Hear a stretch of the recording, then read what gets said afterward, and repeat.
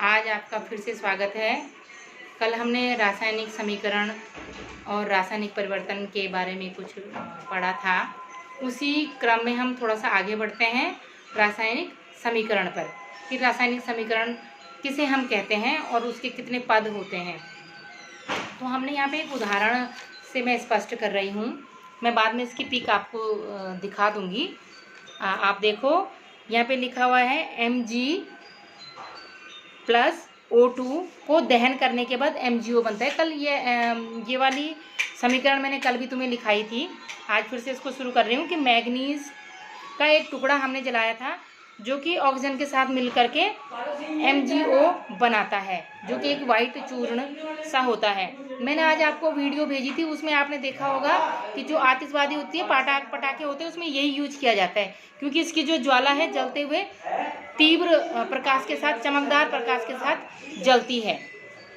तो देखो इसके हम दो अभिकारक होते हैं। एक अभिकारक इसमें Mg है, दूसरा अभिकारक इसमें ऑक्सीजन है और दोनों अभिकारकों को दहन करने पर नया उत्पाद बनता है जिसको हम मैग्नीशियम ऑक्साइड कह रहे हैं।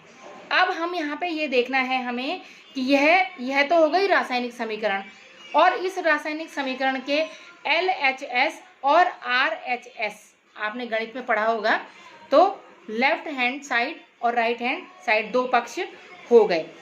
ये लेफ्ट हैंड साइड हुआ और ये राइट हैंड साइड हुआ। तो लेफ्ट हैंड साइड क्या है? दो अभिकारक हैं, ये, और राइट हैंड साइड क्या है? उत्पाद है। अब हमने ये देखना है कि कल मैंने आपको बताया था कि हम कैसे पता लगाएंगे कि किस रासायनिक समीकरण में परमाणुओं की संख्या, जो तत्व हैं उसके परमाणुओं की संख्या कितनी है। तो हम यहाँ पे देखेंगे कि Mg कितना है? Mg एक परमाणु। देखो Mg का कितना परमाणु है? एक। और ऑक्सीजन का कितना है? दो। ऑक्सीजन के कितने परमाणु हैं? दो। और यहाँ पे कितना हो रहा है? MgO, यानी कि MgO का भी एक और O का भी एक, यानी कि यहाँ पे जो लेफ्ट हैंड साइड में परमाणुओं की संख्या है ऑक्सीजन की, वो राइट हैंड साइड में नहीं है। इसका मतलब यह हुआ कि यह रासायनिक समीकरण संतुलित नहीं है। तो इसको हम कहते हैं संतुलित समीकरण का ढांचा।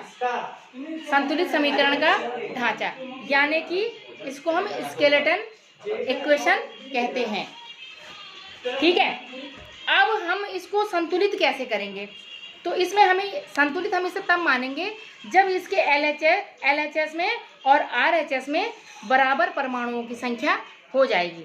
जैसे कि हमने यहाँ पे लिखा, हमने क्या कर दिया, क्योंकि यहाँ पे Mg ऑक्सीजन के कितने हैं? दो। यहाँ पे कितना है? एक। तो अगर हम यहाँ पे दो लिखते हैं यहाँ पे, तो हो गया ऑक्सीजन के दो, लेकिन यहाँ Mg के भी दो हो जाएंगे जो कि यहाँ पे नहीं है। तो हमें यहाँ पे भी Mg के दो लगाने पड़ेंगे। तो अब हमने इसको संतुलित करने के लिए क्या लिख दिया? 2Mg और प्लस O2 = 2MgO। ठीक है, यानी कि अब यहाँ पे ये समीकरण संतुलित हो गई। कैसे देखेंगे कि ये समीकरण संतुलित हो गई? हम देखेंगे कि Mg के कितने परमाणु हैं? दो। ऑक्सीजन के कितने परमाणु हैं? दो। और राइट हैंड साइड में देखेंगे Mg के कितने हैं, क्योंकि जब दो आगे किसी के लगता है तो कितना होता है? दो आगे लगे तो इसके मतलब Mg भी दो है और ऑक्सीजन भी दो है, यानी कि Mg का भी 2 और ऑक्सीजन का भी 2। तो हो गई बराबर। यहाँ दो हो गए, दोनों के बराबर हो गए। इसका मतलब अब ये समीकरण क्या हो गई? संतुलित हो गई। जहाँ पे संतुलित नहीं होती वो सिर्फ ढांचा समीकरण होती है, जिसे हम स्केलेटन, जो सिर्फ दर्शाती है कि कौन कौन से अभिकारक थे और उन अभिकारकों से मिलकर के कौन सा उत्पाद बना है। अब दूसरा इसी संतुलित समीकरण संतुलित करने के आधार पर या उसके परमाणुओं की संख्या के आधार पर हम संतुलित कैसे करेंगे वो देखने के लिए हम एक उदाहरण और देखते हैं। यहाँ पे Zn यानी कि जिंक, हमने पढ़ा होगा, लिखे भी हैं, प्लस H2SO4 जिसको हम सल्फ्यूरिक अम्ल कहते हैं।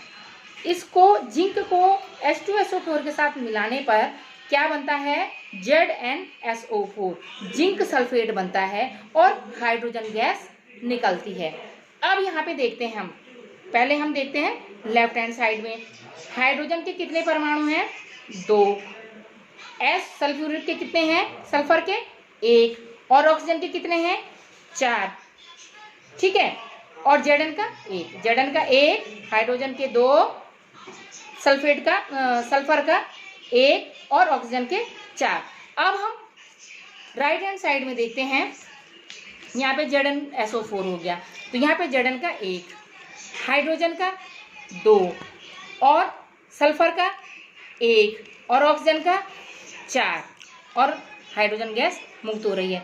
यानी कि यह समीकरण क्या है, क्योंकि दोनों पक्ष बराबर हैं, यहाँ जितने परमाणु इसके हैं उतने परमाणु राइट हैंड साइड में भी है और लेफ्ट हैंड साइड में भी है। इसका मतलब यह हुआ कि यह समीकरण क्या है, संतुलित है।